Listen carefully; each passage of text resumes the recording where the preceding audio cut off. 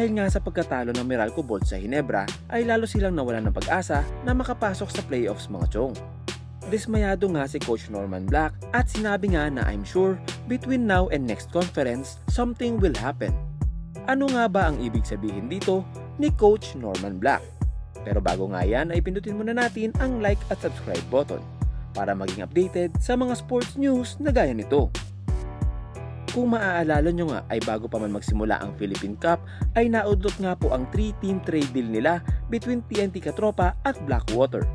Ang plano nga po noon ay ipapadala si Baser Amer sa TNT, Jericho Cruz at Brian Heruela sa Blackwater at Bobby Ray Parks naman to Meralco Bolts. This coming Commissioner's Cup ay makakapaglaro na nga si Bobby Ray Parks Jr. at baka this time ay matutuloy na nga ang sinasabing blockbuster trade. Lalo pang pinatibay ito nang sabihin nga ni Coach Norman Black na magkakaroon nga daw po ng rotation sa kanilang mga guards.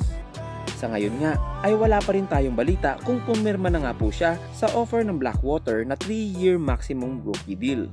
Kung matutuloy ang trade na ito ay sa tingin ko nga ay lugi nga dito ang Blackwater Elite.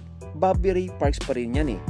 Kasalukuyan pa naman silang nasa ilalim ng standings. Sigurado akong malaki ang maitutulong ni Parks para buhatin ang kanilang kupunan. Humina nga talaga ang Blackwater Elite matapos nga nila i-trade ang kanilang mga key players na sina Poy Eram, Paul Zamar at John Pinto. So ayan mga chong, sa tingin nyo ba ay fair deal para sa Blackwater na ang kapalit ni Parks ay sina Jericho Cruz at Brian Heruela?